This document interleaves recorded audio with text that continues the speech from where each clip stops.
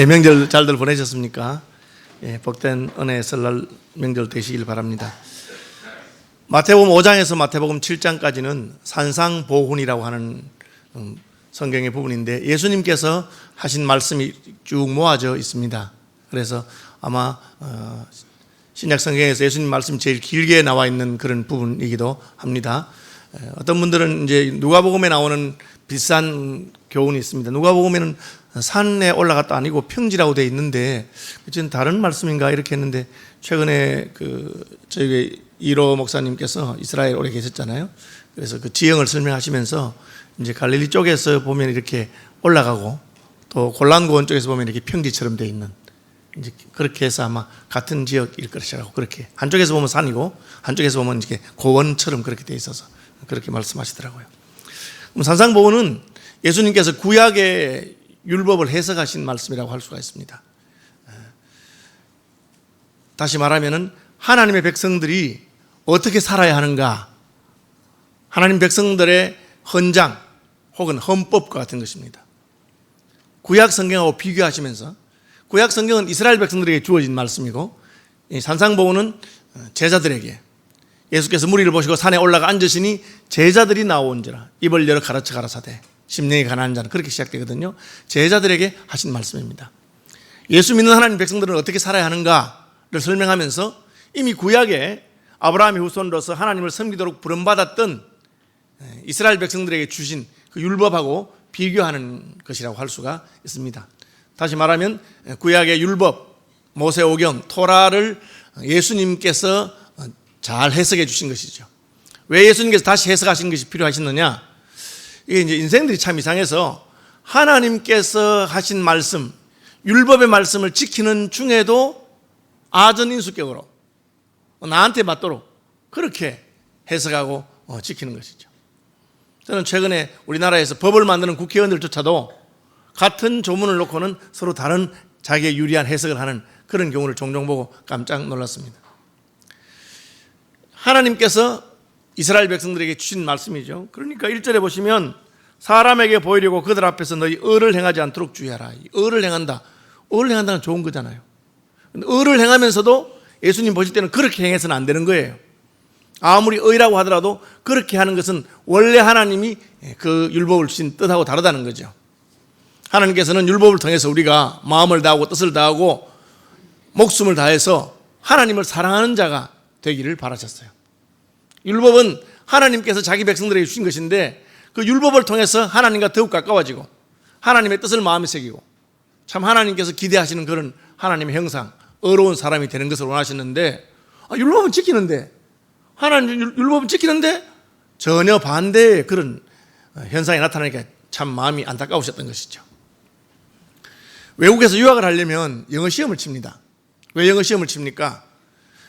영어로 공부를 해야 되는데 영어가 안 되면 입학을 받아줘도 공부를 제대로 못하기 때문에 그래서 영어 점수가 어느 정도 되면 이제 영어로 책을 읽고 영어로 토론하고 영어로 글을 쓸 수 있는 실력이 되면 이제 학교에서 입학을 받아준다는 거죠. 그래서 영어 시험을 칩니다.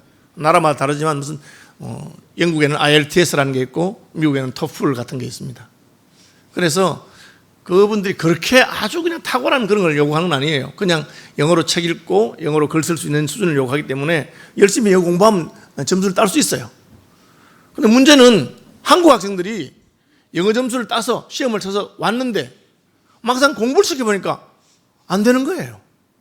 그래서 이 영국의 선생님들이 굉장히 놀라가지고 아니 이 점수 같으면 이 점수를 받았으면 충분히 영어 실력이 될 건데 왜 안 되는지 모르겠대. 왜 영어 점수를 받는데 안 될까? 왜 그런 일이 생길까요? 마치 구약의 이스라엘 백성들이 구약 율법을 자기들에게 편한 대로 지키는 것처럼 영어 시험을 치는 목적은 영어 실력을 테스트하는 것이고 영어 실력을 테스트하는 것은 영어 실력이 올라가도록 기대해서 하는 것입니다. 그럼 영어 점수를 높이려면 어떻게 해야 되겠어요? 영어 공부를 해야 되겠죠. 그런데 한국 학생들은 영어 공부를 하는 게 아니고 영어 점수 높이는 법을 공부를 하는 거예요. 그러니까 실력과 관계없이 어떻게 하면 영어 점수를 잘 받을까? 그렇게 한다는 거예요. 그러니까 영어 점수를 받아와도 영어를 못해요. 그러니까 교수님이 당황이 돼가지고 영어 점수 자꾸 높이는 더 어렵도록. 진짜 입학하고자 하는 학생들이 굉장히 어려움이 있죠. 제가 어릴 때 교회에서 성경 퀴즈 대회를 많이 했습니다. 기관별로 대항하고 상을 주고 하니까 퀴즈 대회를 하는데, 그러니까 퀴즈 대회를 하다 보니까 경쟁이 치열해지니까 이 퀴즈 대회 준비하는 친구들이 뭘 하냐면 성경은 안 보고 예상 문제집을 보는 거예요. 문제집을 막 풀면서 하려고. 그런데 그 중에 제 친구 하나는 문제집을 안 보고 그냥 성경만 읽어요. 그래서 제가 야, 우리가 1등 해야 되는데 문제집을 안 보고 성경만 열심히 읽으면 되겠냐 이러니까 이 친구가 성경 퀴즈 대회 하는 목적은 우리를 보고 성경을 많이 알도록 성경 열심히 읽으라고 성경 퀴즈 대회 하는 건데, 아니 성경은 안 읽고 문제집만 열심히 풀면 1등 한들 무슨 소용이 있겠느냐. 참 맞는 말이잖아요. 너무나 당연한 말인데 고등학생 친구가 그런 말하니까 제가 굉장히 감동을 받았어요. 맞아. 그리고 실제로 퀴즈 대회를 했는데 1등 했어요. 그 선생님들이 문제를 잘 낸 거죠. 성경을 많이 읽은 사람이 1등 하도록 그렇게 한 거죠. 그냥 문제집만 풀어서 안 되도록. 우리나라는 수능시험 점수 높이는 법을 가르치는 나라입니다. 공부를 열심히 하면 되는데 공부를 하라고 안 가르치고 사지선다형, 오지선다형, 객관식 문제 찍는 법, 긴 게 답이다. 뭐 같은 번, 2번 안 나온다. 뭐 이런 거 가르쳐가지고 찍어서 점수가 올라가는 아무 소용이 없는 거죠. 예수님께서는 우리가 의를 행한다고 하더라도 하나님께서 기대하시는 것은 무엇이냐? 그 율법의 원래 의도와 정신을 따라서 그걸 해야 되는데, 유대인들이 율법을 지키면서, 안 지키진 않아요. 율법을 지키면서도 원래 율법의 의도와 상관없이 그냥 하는 거예요. 제가 이제 이 말씀을 깨닫고 보니까 저는 우리가 주일 성수를 하러 가르치잖아요. 모태신앙이고 제가 5대째 그리스도인입니다. 태어나서부터 이때까지 예배를 빠진 적이 없어요. 주일을 빼먹은 적이 없습니다. 그러니까 주일 성수 했다고 생각되죠. 그런데 주일 성수가 뭐겠어요? 예배에 참석해서 앉아있으면 주일 성수인가? 주일 성수라고 하는 것은 진짜 하나님 앞에서 예배를 제대로 드리는 거잖아요. 제가 그런 주님의 뜻을 생각하고 나니까 내가 이날까지 주일 예배에는 안 빠졌지만 참 하나님을 내가 만나고 예배하면서 하나님 앞에서 내 자신을 내려놓고 거기서 회개하고 애통하고 내가 거룩해지고 변화받고 주님과 교제하고 그런 것은 많이 실패했다는 것을 깨닫게 됐어요. 주님께서도 유대인들이 율법을 안 지키는 건 아닌데 율법을 지키지만 그 율법의 원래의 의도를 안 하는 거예요. 율법의 원래 의도는 뭡니까? 하나님께 가까이 나가는 것이죠. 하나님을 더욱 사랑하게 되는 것이죠. 하나님이 내 마음의 중심에 왔기 때문에 그분의 마음의 기쁜 대로 가는 거예요. 탈무드에 보면 유대인들이 얼마나 형식주의에 빠졌는가 하는 것을 보여주는데, 어떤 도둑놈이 남의 돈을 훔쳐가다가, 소매치기 훔쳐가다가 경찰에게 쫓기게 됐어요. 그럼 어떻게 합니까? 막 도망가다가 경찰이 계속 따라오니까 나중에는 자기가 훔친 돈 중에서 딱 세가지고 11조를 던지면서 11조 여기 있으니까 그만 따라오세요. 그렇게. 그거 똑같은 거예요. 도둑질 안 해야 되는데 나는 11조를 바쳤다. 그게 무슨 중요한 것이겠어요? 그죠? 소득의 11조를 바치지만 자기 삶은 도둑질하는 삶이면 하나님께서 그것을 기뻐하지 않을 것은 너무나 당연한데도 눈 가리고 아웅하는 것처럼 나는 주일 예배를 빼먹지 않았다. 나는 이렇게 살았다. 나는 소득의 11조를 드리고 나는 이렇게 하니까 예수님이 너희가 박하와 회양과 근처에 11조는 드리지만 율법에 더 중요한 바 그 인과 신은 버렸다. 그렇게 말씀하시는 것이죠. 그걸 가르쳐 주려고 산상보훈에서 쭉 설명하는 겁니다. 사람에게 보이려고 그들 앞에서 너희 의를 행하지 않도록 주의하라. 의를 행하는 것은 얼마나 좋은 것입니까? 의는 나쁜 게 아니에요. 그러나 의를 행하면서조차도 사람에게 보이려고 의를 행한다면 하나님 보실 때 그건 별로 가치가 없는 거예요.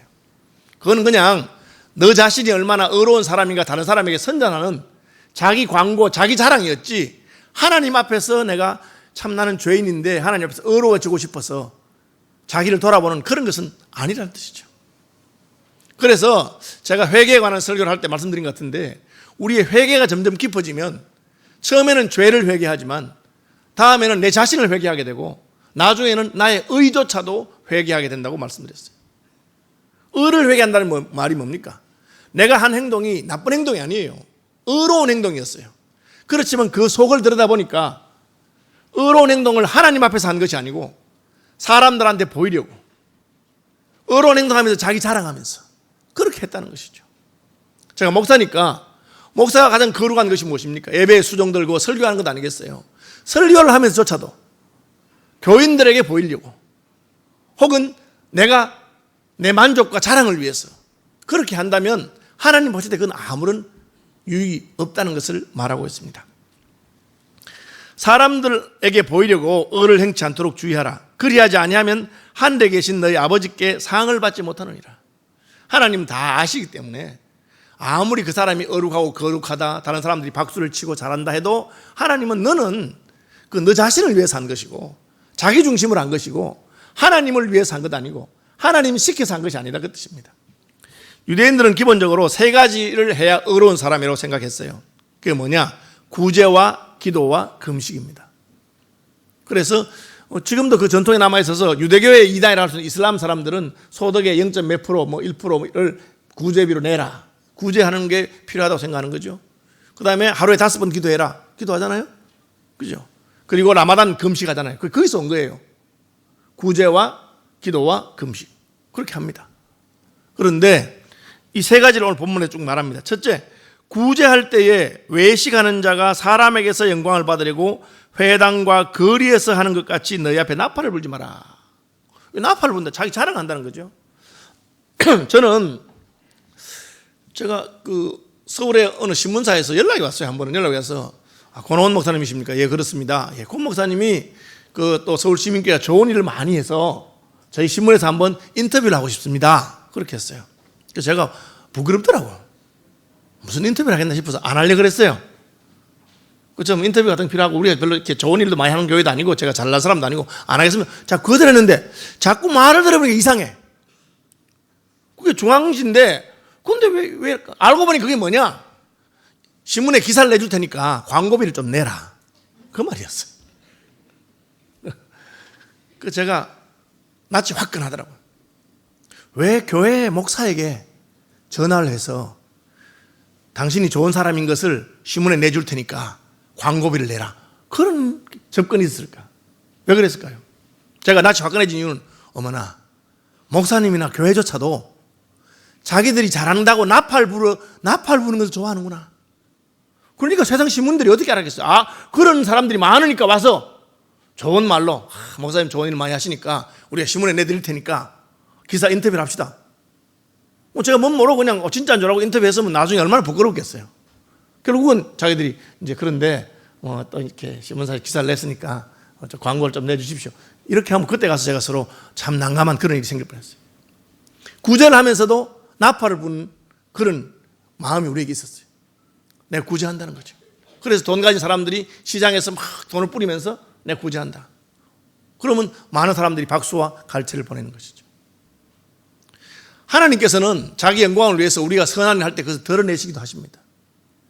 그건 우리가 나팔 부는 건 다른 거예요.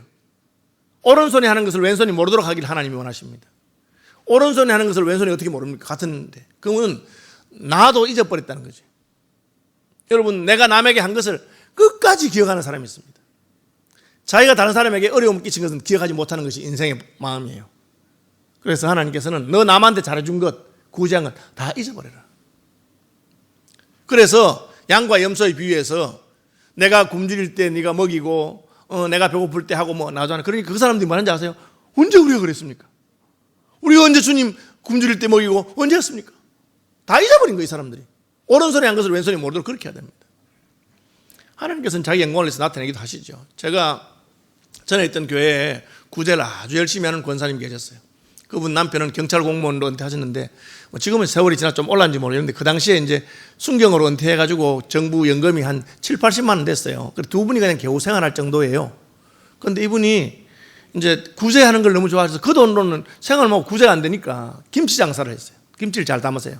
아파트에서 김치 장사를 하셔가지고 한 달에 100만 원도 버시고 150만 원도 버시는데 그 돈 전부를 어려운 가정, 그냥 결손 가정이든지 조선 가정 그런 데 가서 다 도와주는 거예요. 교회가 그걸 알았어요. 그래서 제가 그분한테 권사님 그 돈을 교회가 대드릴 테니까 김치 담고 팔고 하는 시간에 신방 다니시면서 진짜 어려운 사람 구제하라고. 그래서 많이 했어요. 그런데 마침 저희 교회 옆에 초등학교 안에 있어서 초등학교의 학생들을 한 80명 정도를 매달 도왔어요. 몰래 도왔죠. 그런데 이제 누가 어려운지 모르니까 그 교무실, 서무실에 가서 진짜 어려운 학생 좀 추천해달라. 그렇게 계속 왔는데 몇 년이 지났는데 한 번은 그 서무실 연락이 왔어요.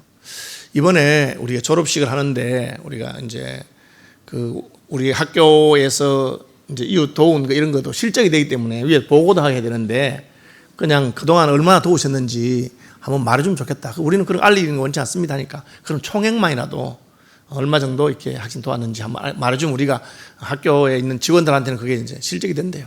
그래서 제가 그냥 알려주세요. 그 저기 선생님들한테 우리가 주차장도 쓰고 하는데 그래 알려줬어요.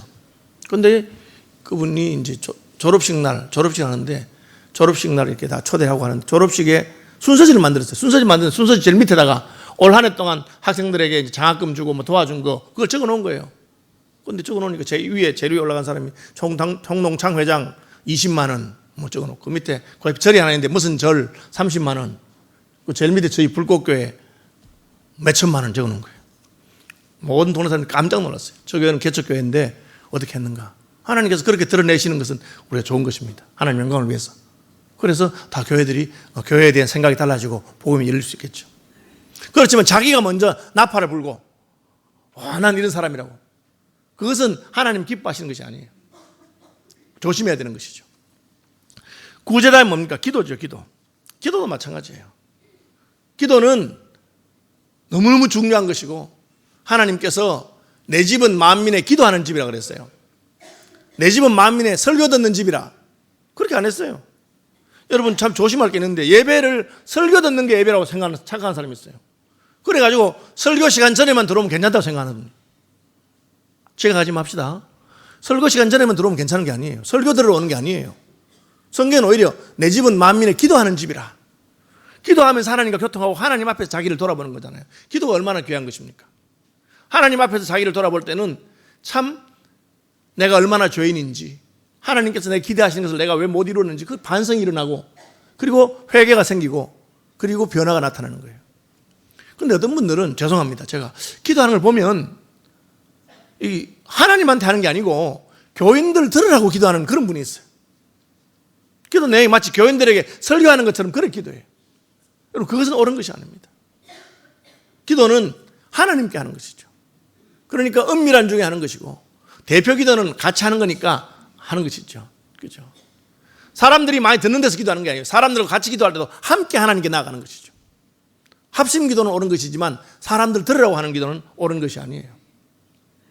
예수님께서는 유대인들이 기도를 합니다. 시간을 정해놓고 기도하고 기도 시간에 성전에 올라가서 기도하고 좋습니다. 그렇지만 그 기도는 누구를 향한 것입니까? 하나님을 향한 것이어야 됩니다. 또 기도 시간에 자기는 기도 안 하고 다른 사람 기도만 듣는 사람이 있어. 여러분 그렇게 하는 것도 옳은 거 아니에요. 내 관심이 하나님께 있지 아니하고 사람에게 있다는 뜻입니다. 기도 시간에는 오직 하나님 앞에 서서 자기를 돌아보고 내 마음의 원통함과 애통함을 그러면 어떻게 합니까? 하나님께서 그걸 다 받으시는 거예요. 기도의 의미는 무엇입니까? 이 문제는 내 문제가 아니고 하나님의 문제입니다. 왜? 하나님이 내 주인이시니까. 제가 저희 교회 부목사님들 늘 하는 말이 있습니다. 보고를 하세요. 보고를 하면 책임은 담임 목사가 집니다. 담임 목사가 책임지라고 있는 자리예요. 잘하든지 못하든지 보고를 하고 지시를 받은 대로 하면 그분은 책임이 없어요. 보고를 안 했다. 자기 혼자 마음대로 했다. 그럼 자기가 책임져야 되는 거예요. 우리가 기도하는 것은 하나님께 나가서 내 문제를 하나님께 아뢰는 것입니다. 그러면 하나님께 책임지는 거예요. 이게 참 잘 안 되는 게 있더라고요. 저도. 어떤 문제는 가족 문제라든지 이런 것은 참 이게 내가 손을 놓기 힘든 거예요. 그러나 믿음으로 하나님께 들어가 주님 저는 지금 이렇고 내 마음이 괴롭고 저는 어찌할 바를 모르겠습니다.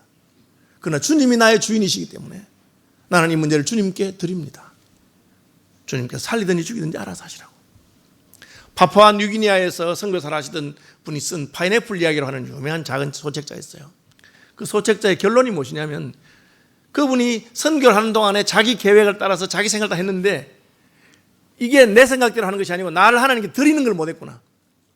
그걸 깨닫고 그분의 선교사역이 완전히 달라졌어요.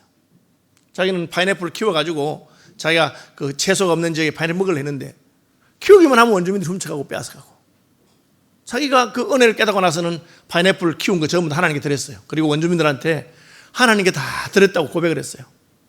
그러니까 이날까지 훔쳐가던 원주민들이 안 훔쳐간다는 거예요. 이제 왜 안 훔쳐가느냐? 찾아와서는 선교사님 그 파인애플 하나님한테 드렸어요? 예, 드렸어요. 다시 돌려받으세요. 아니 왜 돌려받으라? 하나님이 드렸으니까 안 돌려받는다 하니까. 아니 그 파인애플을 선교사님 하나님한테 드리는 바람에 그전에는 우리가 아무리 훔쳐먹어도 배탈 안 나는데 이제는 막 그 훔쳐먹으면 배탈이 나고 문제 생겨가지고 하나님이 화가 나서 그런다 하면서 돌려받아달라고. 그래 안 돌려받아. 그래가지고 그전에는 익기도 전에 다 따먹던 걸 아무도 안 따먹으니까 진짜 완전 익을 때까지. 그래서 찾아와서 선교사님 그 파인애플 다 익었는데 아무도 안 따는데 어떻게 하면 좋겠냐. 그리고 다 같이 따서 같이 파티하고 그런 일이 있었대요. 그러다가 선교사님 아들이 아파요. 근데 거기는 병원도 없고 의사도 없고 할 수 있는 게 아무것도 없어요. 기도해도 안 되고. 그때 자기 하나님께 그걸 깨닫게 해주셨어요. 너의 아들이 아니고 내 아들 아니냐. 그래서 그가 마지막으로 한 것이 하나님께 그 아들을 드리는 것입니다. 하나님, 선교지에서 제 아들이 이렇게 죽어서 순교의 제물로 받으시길 원하시느냐. 주님 원하시는데 하라. 내 인생에 죽게 드렸으니까 아들로 죽게 드립니다. 딱 그 기도가 나서부터 아들이 열이 떨어지고 낫기 시작했어요. 그래서 그분이 크게 깨닫고 기도라고 하는 것은 내 것을 하나님께 드리는 겁니다. 왜? 그분이 주인이기 때문에. 근데 기도하면서도 기도가 나의 능력이 되는 것처럼 혹은 내가 사람들이 자랑하는 것처럼. 그죠? 하나님께 드렸으면 그 뒤에는 하나님께 맡기면 되는 겁니다. 저는 저희 어머님이 아프셨을 때 기도 많이 했습니다. 그건 데려가셨어요. 그러나 하나님께 드렸습니다. 하나님 계획하신 게 있으니까. 우리가 인생이 다 모르잖아요. 그게 기도죠. 그 다음에 금식도 마찬가지 아니겠어요? 금식은 우리가 애로 말하자면 때를 쓰는 거예요. 밥을 안 먹고 하나님께 때를 쓰는 것 같아요. 마지막 내 목숨을 걸고서라도 하나님께 말하고 싶은 게 있다는 거죠. 그게 금식입니다. 그렇죠? 그런데 금식하면서 내가 포기되는 것, 금식을 제대로 하면 나는 죽어도 하나님 뜻대로, 그게 참된 금식이에요. 그런데 금식하면서도 사람들에게 보이고 싶어서. 예. 여러분 금식하면 금방 표시가 나요. 제가 아리조나에 집회하러 지난 여름에 갔는데 가니까 그 마지막 날 집회하던 교회 목사님 오셨는데 눈밑이 시커매. 그래서 제가 물어봤어요. 목사님이 지금 교회 옮기고 예배당 새로 옮겨 짓는데 재정적인 어려움이 있어가지고 금식에 들어가셔서 지금 20일째 그냥 뭐 금식 안 난가 뭐 그렇게. 그냥 눈밑이 시커매. 딱 보니 금식한 줄 알겠어. 그래서 야, 참 목사님 대단하다. 장로님들 금식 시키지 왜 자기가 금식하나. 혼자 앉아서 시커면 그래. 이제 성경대로 말하자면 그 화장을 해서 가려야 돼. 시커면 표시 안 나게. 왜? 그러면 하나님 보시기 때문에. 하나님 보시기 때문에. 우리 힘을 하는 거 아니죠. 제 어머님 친구분은 40일 금식을 3번 하신 권사님 계세요. 제가 나중에 물어봤어. 이모님이라고 부르는데 어떻게 40일 금식을 3번 했냐 하니까 권 목사님 내 힘으로 어떻게 하겠어요? 내 힘으로 못 한다는 거예요. 하나님 시키니까. 마지막 3번째 하실 때는요, 살림 살면서 식구들 밥 다 해주면서 금식하셨어요. 여러분 금식하는 사람이 코에 그 음식 냄새가 못 합니다. 그래서 기도원 같은 데 가서 이렇게 물만 먹고 있는 거예요. 그런데 하시더라고. 물으니까 하나님이 은혜를 주시니까. 그런 금식은 자기 자랑이 아닙니다. 하나님께서 하게 하시는 것이죠. 그러면 40일 하는 거죠. 금식이든지 기도든지 구제든지 귀한 것이지만 그 중심이 하나님이 있어야 됩니다. 하나님 나의 주인이니까요. 주기도도 보십시오. 기도의 내용이 뭡니까? 아버지의 이름이 거룩히 여김을 받으시며 아버지의 나라가 임하옵시며 아버지의 뜻이 하늘에서와 같이 땅에서도 이루어지게 해주십시오. 참된 기도와 구제와 금식은 하나님 중심입니다. 하나님의 뜻을 이루기 위해서 하나님께서 기뻐하는 것이 무엇인지를 생각하는 것이죠. 오늘 제목을 누가 나의 주인인가 그렇게 했는데 지난 수요일날 저희 교회 오셔서 헌신예배 설교하시던 조성래 목사님 참 좋은 말씀 하셨어요. 우리는 예수님이 우리 죄를 사해 주시는 우리의 구주인 것을 다 믿는다. 그런데 예수님 우리의 구주일 뿐 아니라 우리의 주인이시다. 우리의 왕이시다. 그건 잘 안 믿는 것 같다. 그분이 나의 주인이기 때문에 내 인생의 모든 문제를 그분께 맡겨야 되고 그분께 의논해야 되고 그분께 물어봐야 되고 그분이 하자는 대로 하는 것이 바로 의요 거룩이요 하나님 기뻐하시는 것이다. 그걸 지금 말씀하고 있는 것이에요. 우리가 굶어도 주를 위해서 굶고 먹어도 주를 위해서 먹는 것입니다. 다른 사람이 날 보고 뭐라고 하는 건 아무 중요한 게 아니에요. 여러분 목사도 그런 유혹을 받습니다. 목사들끼리 서로 모이면 너네 교인이 몇 명이냐 너희는 몇 명이냐 그것이 마치 자기의 무슨 능력이나 자기의 의나 잘하는 것처럼 합니다. 하나님 보실 때 우스운 것이죠. 하나님께서 그냥 어떤 목사는 교인 숫자 많은 교회 다임으로 보내시고 어떤 목사는 또 작은 데 보내시고 진짜 믿음이 좋은 목사는 교회는 몇몇 없지만 그분 아니면 감당할 수 없는 그런 특수 지역에 보내가지고 헌신하게 하시고 그렇게 한 겁니다. 사랑의 원자탄 손양원 목사님 같은 분들이 무슨 하나님 앞에서 능력이 없거나 하나님이 인정하지 않아서 평생을 나 환자들과 같이 보내셨겠습니까? 그분 아니면 감당할 수 없기 때문에 하나님께서 거기 보내신 것입니다. 그런데 우리들은 사람 앞에서 자꾸 보이려고 다른 사람이 너를 어떻게 칭찬하는가? 여러분, 사람이 모르는 믿음의 비밀을 가진 믿음의 사람들이 되시길 바랍니다. 오늘 본문의 마지막 부분은 이겁니다. 염려하지 말아라. 무엇을 먹을까 무엇을 입을까 염려하지 말아라. 내일 일은 내일이 염려하도록 해라. 그렇게 말하고 있습니다. 왜? 내가 염려해서 되는 것도 아니고 나의 주인이 내가 아니라 하나님이시기 때문에 그렇죠. 참 이런 부분은 잘 안 되는 부분이 있더라고요. 가족 같은 문제라든지 또 어떤 문제는 잘 안 돼요. 목사라도. 그럴 때마다 우리는 하나님 앞에 나가서 누가 나의 주인이신가? 여러분, 나의 주인은 내가 아닙니다. 나의 주인은 다른 사람들도 아닙니다. 다른 사람이 내게 어떻게 보든지 내 마음에 이것이 염려되든지 걱정이 되든지 아닙니다. 안 되면 어떻게 합니까? 맡기면 되는 겁니다. 에스더가 왜 목숨을 걸고 왕에게 나아가면서 금식합니까? 그것이 하나님의 뜻이라고 생각했기 때문에. 모르드게가 뭘 합니까? 너가 왕후의 자리에 앉은 것이 하나님이 오늘 지금 너를 서고자 함이 아니냐. 그런데 지금 왕에게 나아가는 것은 지혜로운 것도 아니고 간다고 해서 될 문제도 아니고 그래요. 그렇지만 하나님의 뜻이라고 생각하니까 죽으면 죽을 것입니다. 내가 왕께 나아가서 우리 민족을 위해서 한번 요청하고 그게 안 돼서 죽는다고 하더라도 그냥 하나님이 뜻하는 거니까 내 일을 하겠다. 그렇게. 우리는 무엇을 먹을까 무엇을 입을까 염려하고 또 내일은 어떻게 될까 염려합니다. 그 염려를 주께 맡기시는 분들이 되시길 바랍니다. 이날까지 내 일생 하나님 인도하셨어요. 내가 자녀들에게 유산을 얼마나 많이 남겨줘야 얘가 앞으로 잘 살까? 그렇게 생각하지 마십시오. 그냥 하나님을 믿는 신앙을 물려주면 됩니다. 이날까지 우리를 책임지신 그야말로 대한민국이 참 밑바닥에서부터 여기까지 올라왔잖아요. 그런데 이제 우리는 걱정이 많아요. 앞으로 우리나라가 이제 계속해서 경제 발전을 내가 점점 더 잘 살아야 된다고 생각하는데 그것도 맡기는 겁니다. 우리가 염려할 것은 내가 하나님 앞에서 바로 사는가? 하나님이 과연 나의 주인이신가? 주님이 기뻐하는 대로 내가 행하고 있는가? 그러면 다른 것은 하나님이 다 너희 천부께서 공중의 새를 먹이시고 들의 백합화를 입으시는 그분께서 책임진다고 약속하신 것입니다. 하나님께서 저와 여러분에게 이 은혜를 주셔서 2020년도도 오직 주님을 신뢰하고 하나님이 나의 주인이시기 때문에 그분의 눈치만 보고 그분께 맡기고 그분이 기뻐하는 것을 선택하는 저와 여러분들이 되시기를 축복합니다.